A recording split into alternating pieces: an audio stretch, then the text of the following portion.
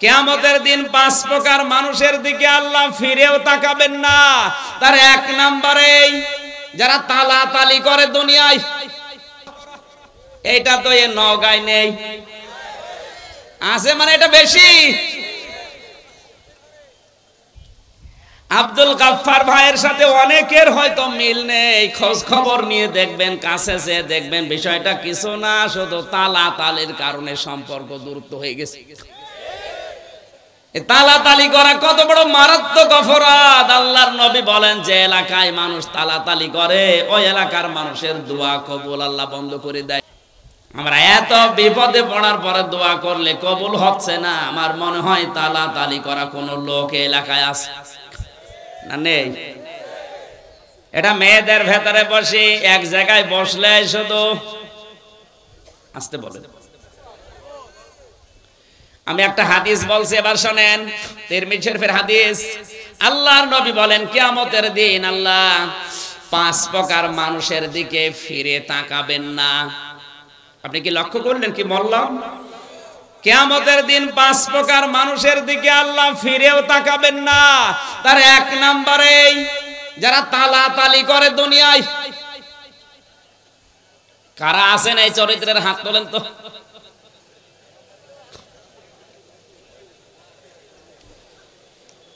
এই খেয়াল করেন, মুসা আলাইহিস সালামের জামানায় অনেকদিন বৃষ্টি বন্ধ ছিল। হযরতে মুসা উম্মতগুলোকে নিয়ে চাটিয়াল ময়দানে গেলেন, নামাজ পড়ার পরে দোয়া করলেন, আল্লাহ তুমি আমাদেরকে বৃষ্টি দাও। তিনবার মোনাজাত করার পরে বৃষ্টি হয় না। মুসা নবী রাগী নবী ছিলেন, তিনি রেগে গেলেন, ডাক দিয়ে বলে রব্বুল আলামিন, এগুলো নয় আমার উম্মত, আমার মায়া লাগে, কিন্তু তোমার তো বান্দা, তোমার মায়া লাগে না। আল্লাহ তাআলা বলেন মুসা মায়া লাগে, তো বৃষ্টি দাও না কেন? দেব না। তোমার বান্দা মায়া লাগে তুমি নিজে বললে, তারপরও বৃষ্টি দেবা না মানে বলছে দেব না, দেওয়াই লাগবে।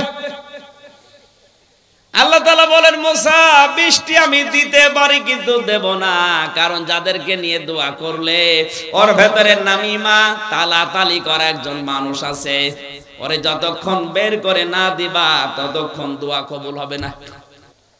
হযরতে মুসা ডাক দিয়ে বলে রব্বুল আলামিন তুমি শুধু ওই লোকটার নাম বলো, দেখো কি করে ওর ঘাট ধরে বের করে দেব। আল্লাহ তাআলা বলেন না, আমি নিজেই নাম ধরে গীবত করতে নিষেধ করি, আর আজকে আমি নিজে নাম ধরে গীবত করব, হবে না। মুসা নবী বললেন আল্লাহ আমি তো আর আলিমুম বিযাতিস সুদূর না, মানুষের মনের খবর আমি তো জানি না, সুতরাং এই মুহূর্তে যদি ওর নাম ধরে তোমারে বলি, এতগুলো মানুষের সামনে তুমি ওর ঘাড়ে ধাক্কা দিয়ে বের করে দিবা, অপমান হবে, আমি পারবো না। হযরতে মুসা বলে আল্লাহ আমি তো জানি না মানুষের মনের খবর, আমি টের পাবো কি করে? আল্লাহ তাআলা বলেন মুসা তোমাকে আমি কয়েকটা সিমটম বলি, তার ভেতরে এক নম্বরে তুমি সবাইকে নিয়ে তাওবায়ে নাসুহা করো। মন থেকে যদি সবাই তাওবা করে ওই লোকটাও তাওবা করবে, আর যারা মন থেকে তাওবা করে তাদেরকে আমি আল্লাহ বেগুনাহ ব্যক্তির মতো বানিয়ে দেই। সবাইকে নিয়ে তাওবা করার পরে এবার মোনাজাত করলেন। মোনাজাত শেষ হতে দেরি আমার আল্লাহ বৃষ্টি নাজিল করতে দেরি করলেন না। সুতরাং এখানে যদি কোনো তালাতালি করা, একের কথা অন্যের কাছে লাগানো, সম্পর্ক নষ্ট করা কোনো লোক থাকেন, আপনি চলে যান, নয়তো আজকের মাহফিল আজকের মোনাজাত সব মাঠে মারা যাবে। চলে যান ভাই, দেখেন তো কেউ যাচ্ছে কিনা। যেটা যাবে বুঝবেন ওইটা ওই 2 নাম্বার না, এটা বাদ দেওয়া লাগবে। আমি হাসির খোরাকি দেয়নি, এটা বাদ দেওয়ার দরকার আছে না? আপনাকে কিয়ামতের দিন আল্লাহ ঘুরেও দেখবে না যে আপনি আল্লাহর বান্দা ছিলেন না বান্দি ছিলেন, তাকাবেই না। কয় প্রকার মানুষ? এক নম্বরে যারা এই তালাতালি করে, কিছু দেওয়ার পরে খোঁটা দেয়। 2 নম্বরে যারা অহংকার করে টাকনুর নিচে কাপড় পরিধান করে। বিজ্ঞান এখন তথ্য দিয়েছে 1500 বছর আগের এই হাদিসটা, মাস ফালা মিনাল কাবাইনি মিনাল ইজারি ফিন্নার। তোমার টাকনুর নিচে লুঙ্গি পায়জামা প্যান্ট দ্বারা যেগুলো ঢাকা থাকবে ওইটা জাহান্নামে না চলে জান্নাতে আসবে না। কেন বললেন?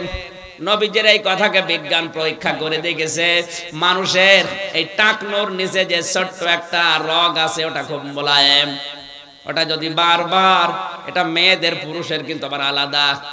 পুরুষের ক্ষেত্রে এই জায়গাটা আলো বাতাস লাগা দরকার।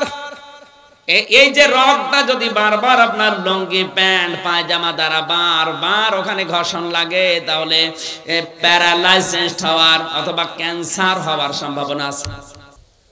বিজ্ঞান এই ছোট্ট হাদিস গবেষণা করে অনেকে আজ মুসলমান হয়ে গেছে। আশা করছি আপনি এই হাদিসটা আমল করবেন, শুধু নামাজের সময় না, সব সময় না, নামাজের সময়। 3 নম্বরে যারা বৃদ্ধ জিনাখোর, বুড়ো জিনাকারী, এটা এখন বাংলাদেশে দিন দিন বেড়ে যাচ্ছে। যুবক মানুষ নাকি খেপে গেলে তারে ঠেকানো যায় হাদিস কোরআন বলে, আর বুড়ো মানুষ খেপলে নাকি ওরা বাঁশ মেরেও ঠেকানো যায় না। বাংলাদেশে আজ হাজারো জায়গা থেকে আমরা মেয়েদের কান্নার আওয়াজ পাচ্ছি, যাদের রুম থেকে কান্নার আওয়াজ আসে যুবক মানুষ না, দেখবেন বুড়ো মানুষ। আসতে বলেন। আজকে দিনাজপুরের ডিসির নাম বেরিয়েছে, জামালপুরের ডিসির কথা নয়, বাদই দিলাম। এগুলো কি যুবক না বুড়ো? আসতে বলেন।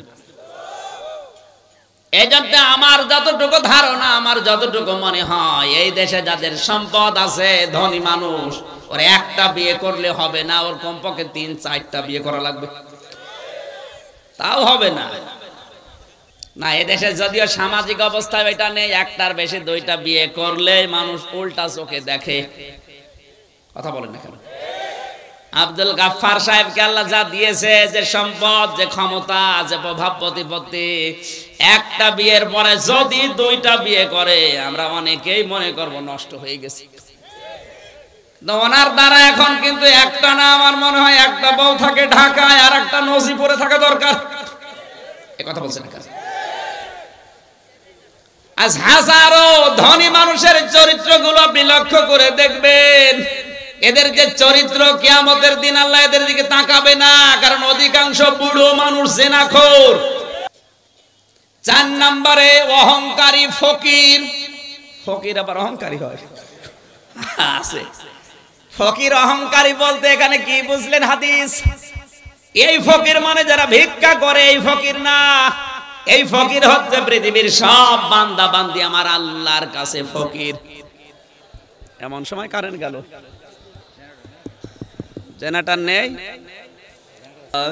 ইলাহা ইল্লাল্লাহ সুবহানাল্লাহ আলহামদুলিল্লাহ লা ইলাহা ইল্লাল্লাহ সুবহানাল্লাহ আলহামদুলিল্লাহ লা ইলাহা ইল্লাল্লাহ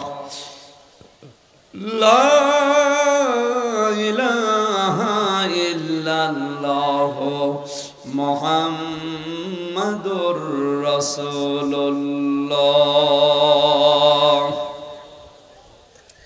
আমার ভাইরা, আল্লাহ রাব্বুল আলামিনের তুলনায় আমরা যারা পৃথিবীতে আছি, আল্লাহ বর্ণনা দিয়েছেন আল্লাহুল গনিয়্যু ওয়া আনতুমুল ফুকারা।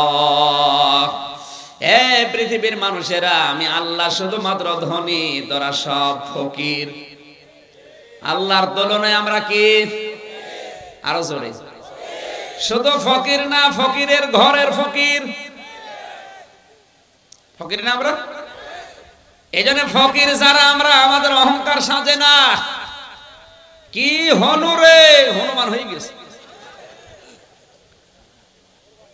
অহংকার যাদের ভেতরে পয়দা হয়, এটা দূর করা লাগবে, নয়তো কিয়ামতে আপনি আল্লাহর নজর পাবেন না। শেষ নম্বরে আল্লাহর নবী বলেন, কিয়ামতের ময়দানে ওই মানুষগুলোর দিকে আমার আল্লাহ তাকাবে না যারা, এটার বলার দরকার নেই, পৃথিবীতে যারা মিথ্যাবাদী প্রেসিডেন্ট, মিথ্যাবাদী যারা প্রধানমন্ত্রী, এদের দিকে আল্লাহ কিয়ামতের দিন তাকাবে না। এটা এই দেশে নেই, যে দেশে আছে ওই দেশে গেলে আমি বলবো। সুতরাং এই 5 প্রকার মানুষের নাম আমি হাদিসের ভেতরে পেয়েছি, তিরমিজি শরীফের হাদিস। আমরা যেন এর ভেতরে পড়ে না যাই। জোরে বলেন আমিন।